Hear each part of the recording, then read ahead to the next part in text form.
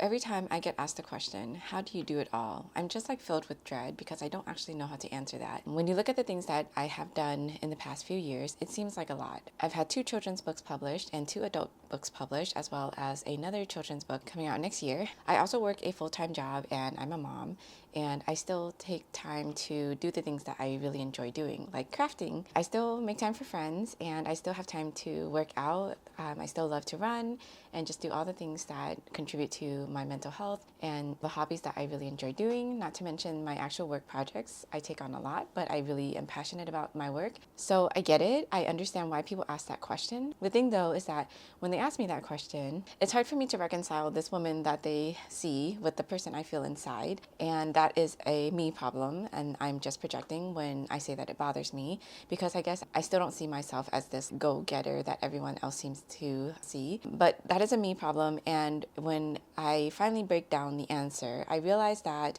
what they're actually seeing the result of a consistent daily schedule that I work really hard to maintain, and they don't see all the hard work that goes into it. They actually just see this bright, shiny product at the end, which is like when my book comes out, or when I run a really successful event or something that turns out really well. I'm not saying this to be all like, oh my God, I'm so amazing. It's just to say that the outward successes that everyone sees are actually the results of hard work and consistent habits. Whenever someone asks me that, I feel really silly in saying it. Actually, the answer is very simple. It's just consistency. And you hear that a lot. Consistency really is key. The same way that communication is really important to any sort of relationship, consistency is very important to every success journey. Because even though what you see at the end is this project or event or product or person that looks like they have it made, that have made it look really easy, everything seems to come together so easily for them, it's actually the result of some really hard work. But I'm here to talk about the consistent habits that I've learned to develop and how I have made it possible to be consistent in my own life. The first one is something I learned from a book called Atomic Habits by James Clear. This book has been life-changing for a lot of people. It has kind of a cult following. One thing I did get away from it is the fact that there is this idea called habit stacking. If you're trying to adopt a new habit, you kind of stack it along with something else you already do. For example, if you want to start meditating and you already drink a cup of coffee every morning, you can start meditating every time you make your coffee, so that you already do this thing and you just add this other habit that you've been wanting to add to your routine for a while. Another idea that stuck with me after reading the book was the fact that if you do one thing once, it's an instance, but if you do one thing twice, it becomes a habit. And the same thing if you stop doing something. So let's say I'm trying to incorporate stretching into my nighttime routine. There are some nights where I'm just really, really tired and I decide to skip it. If I skip it once, that's fine, that's an instance. But if I skip it twice, then it becomes a habit, or it no longer becomes a habit. So that's kind of something I keep in mind now whenever I get really tired. Like, did I already skip my stretches last night? Maybe I should not skip it tonight and try to avoid making it a habit to skip things that I want to do. I have talked about this before, but actually the thing that really unlocked consistency for me is incorporating a soft version of what's called the 75 Hard Challenge. The 75 Hard Challenge is a grassroots movement. It was started by a community of fitness enthusiasts who wanted to change their body and their lives. The idea of the 75 Hard Challenge is that for 75 consecutive straight days, no skipping days at all, or you have to start over, you do a series of things, taking a progress photo every day, drinking a gallon of water, no alcohol for these 75 hard days, 2 45-minute workouts a day, one of them has to be outside, and 10 minutes of reading a nonfiction or self-help or self-improvement book a day. Like I said, I didn't set out to do the 75 hard challenge. I set out to do a 75 soft version, which is slightly modified.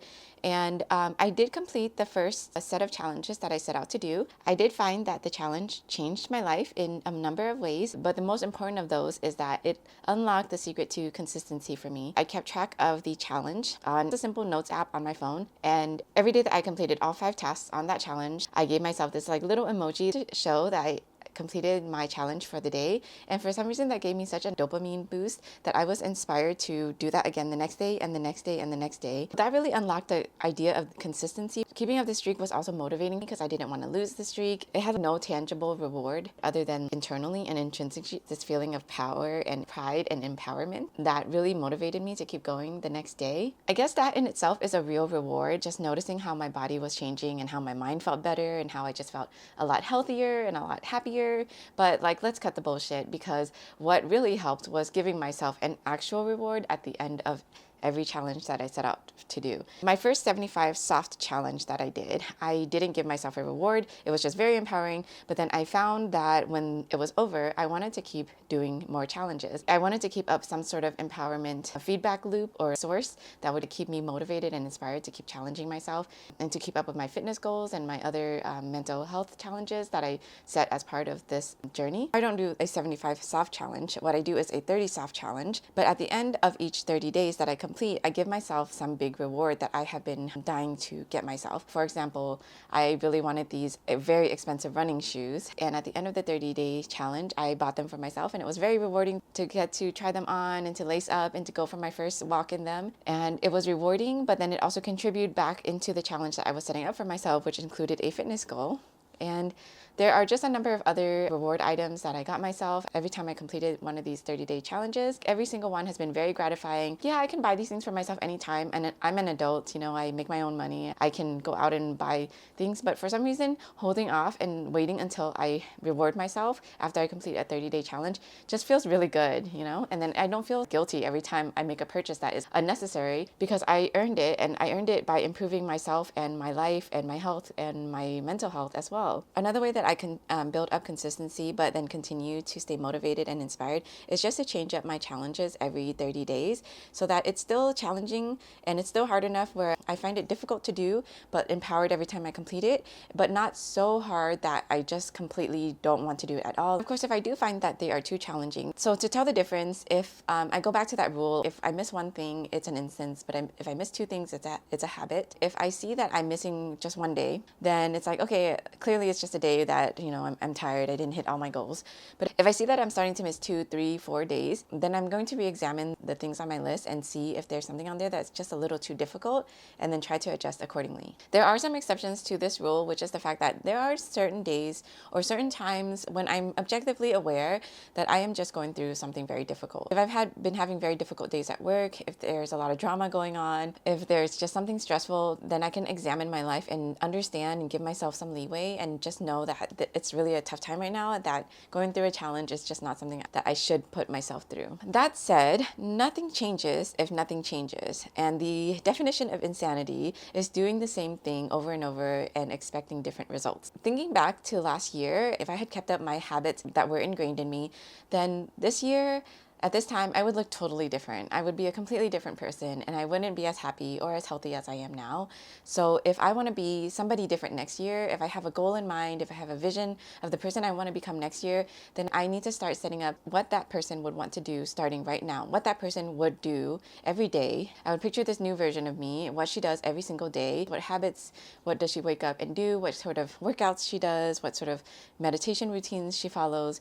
And I would just start doing that now every day until I become that person that I've been envisioning in my head. And before I know it, next year will come around and I will be that person because it starts today. It starts now. Like, this is my life and I get to choose what I do to make myself a better person or not. Maybe you're completely happy with who you are. There are certainly days I wake up and I don't feel the need to change at all because I'm just amazing. And really, that's the truth. But then there are also days where I wake up and I feel very motivated to change and to challenge myself and to continue to grow and improve. And those are the days that I'm going to go out there and I'm going to do something for myself, for my future self, for my current self, for my families, for the people around me. Because really, when I improve myself, I'm a happier person. Maybe I'm going to inspire someone out there, or they'll just see me and be happy and I'll make them happy or I'll make myself happy. It's like a win-win situation all around. So what do I actually do when I talk about these 30-day challenges? I'll let you know some of the 30-day challenges that I have accomplished in the past. So here is my notes app where I keep a list of all of my challenges. And as you can see, I've started really long time ago, starting back last year. The first 75 soft challenge that I did, I kind of tried to follow the original 75 hard goal, which was to take one progress photo every day, do one 45-minute workout, drink at least 1 gallon of water, and do at least an 18-hour or a 16-hour fast on the weekends because my family makes it really hard for me to go without eating for a long time. And then 10 minutes of playful writing, because the thing is, I read a lot and I didn't see how adding that as a challenge was valuable to me, but I wanted to get back into writing because I was feeling a little little creatively stuck. And so I did that consecutively for 22 days, but then I went to vacation in New York City, and then I tried to get back into it. I finished 30 days and was like, you know what? I think I'm good. And that was when I realized that 30 days is the optimal amount of days for me to do something and feel challenged and motivated to see it through. I felt like 75 days was a little too hard. It's called the 75 hard for a reason because it's really difficult. I'm not saying it's impossible, but just for me, I found it to be a little unmotivating to try to reach for that. And so after that lesson, I decided to adjust some things, which was continue with 30 days. I didn't want to make it a hard rule for it to be consecutive, because what I found is that if I hit like 18 days consecutively and then I missed a day and then I would have to start over from day one, I would just give up. I wouldn't start over from day one and then keep going till day 30. I would just completely give up and go back to my old ways. And so what I told myself was that it didn't have to be consecutive. I could just keep going. I would allow myself a day where I missed and then just keep going. But then once I hit the 30 days where I completed everything on my list, I would allow some sort of reward. For the next few challenges, I actually did very similar things. Eventually, I took away the need to drink 1 gallon of water because I drink a lot of water. And when something slowly becomes easy for you, then it's clear that it's already now built into a habit for you. And you have consistently built that habit and you have built consistency into your life. So yay, well done. But then for me, what works is that once it becomes easy, I no longer see it as a challenge. I remove it from my list. I don't stop doing it. I just stop keeping track of it and know that I've already built this habit into my life. So I don't really need to keep staring at it in the face anymore. Instead, then I challenge myself to do something else. I removed drinking 1 gallon of water and instead replaced it with no social media, YouTube, or doom scrolling after 10 p.m. So that has been very great. I still try to do that every day now. Try not to doom scroll after 10 p.m. And I'm trying to incorporate not doom scrolling or going on my phone before 9 a.m. as well. And it has been amazing for my mental health. So I highly recommend it. For a while, I was also trying to declutter something once a day or for at least 5 minutes. That didn't last long, to be honest. I'm just a messy person and I don't really feel the need to change that about myself, at least not in this moment in my life. Once in a while, I'll go through a cleaning streak where I just want to declutter everything in my house and get rid of things, but I don't need to do that every single day because it became such a chore that I dreaded looking at my list and realizing that I hadn't decluttered something for the day.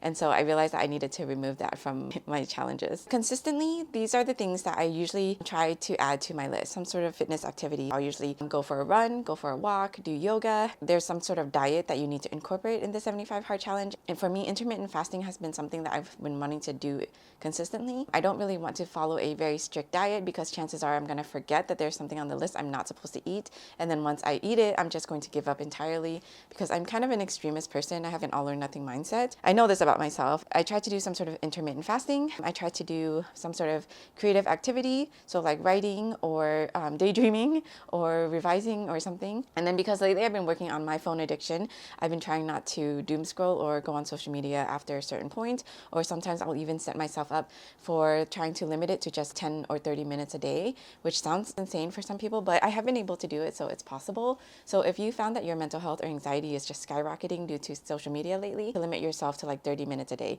Set a limit on your app. You can do that easily and your phone will let you know when you're reaching your limit, and you can even snooze. It's just worth being more aware of how much you're on the phone or how much social media you've been using for the day. Right now, I am in the middle of a 30-day challenge and I'm actually on day 15. And again, it's not consecutive because I found that doing it consecutively or challenging myself to do it consecutively was actually detrimental to my motivations. But what I do is 1 45-minute workout. I'm trying to do either a 17-hour fast. That's a 7-hour eating window. In the eating window that I have, I eat anything I want. The biggest challenge of this is that I'm not allowed to drink any creamer either in my coffee. And that is really hard because I got used to it and I've been doing it for a year, but the taste of it, oh God. Like for some reason, these past few days, the taste of black coffee has just been disgusting. I don't know what changed, but it's getting really hard. So I might remove that rule, but I don't know yet. I'm going to keep trying at it and see if it's just something to do with what I'm going through lately. But yeah, 10 minutes of manifesting or doing affirmations, visualization, focused happy daydreaming, journaling, or elevated emotions, which can be done while I'm walking, running, or on a vibration board. I talked about this in a previous video about manifesting. I've been on a manifestation journey. I realized I wasn't really putting it into my daily focus or my daily habits or building a consistent schedule around it. And I just wanted to see what would happen if I tried to do this for 30 days, where just 10 minutes a day, I just like try to feel really good about myself, because whether you believe in it or not, or whether you think it's delusional, the worst thing that can happen is that you just feel really good for the 10 minutes or however long you do it. And so I just wanted to build that consistently into my daily life and see how it changes me at the end of the the 30 days, and I will give an update when I do. I don't really weigh myself anymore because I felt like weighing myself every day was actually making me less motivated to continue on my fitness journey, because if I gained a pound or whatever due to simply bloating, then I will suddenly feel very unmotivated to do anything for the rest of the day. So I stopped doing that, and I think I've lost more weight just by being happier, by focusing on being happy, and by focusing on the actual steps and actions and things I can control with my life and body than I have been trying to keep my eye on the scale. And then my last thing is I'm trying not to scroll strictly before 9 a.m. or after 10 p.m. So no doom scrolling. I try not to open any social media apps at all. I try not to even check my email. In fact, I just put my phone away until I have to go to work. And that's still a struggle in the morning. Doing so after 10 p.m. has not been as much as a challenge because I've been doing that consistently for many days now. But the mornings are what I'm trying to work on. And so I will complete that in about 2 weeks, hopefully. But those are my challenges so far. Those are the ways that I finally unlocked consistency and building a consistent habit. And you'll find that even though it's just 10 minutes a day doing something, that over the course of 10 days or over the course of time, you'll look back and realize that you've been doing this every single day, and that not only has it been easier, it's now incorporated into your life. And when people ask me questions like, how do you do it? I can just say, I don't know, like I just spend a little bit of time doing this every day. And over the course of a year, I have written a book and I have completed all these goals. Whenever you see someone doing something really amazing and that looks really easy, it's because it's a result of hours of hard work, but also hours of consistent attention and focus that is easily doable if you break it down into small tasks that you can incorporate every day. I hope this video was valuable to you.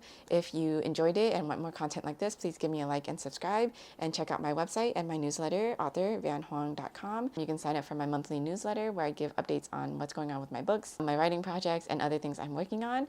And I will see you in the next video. Bye!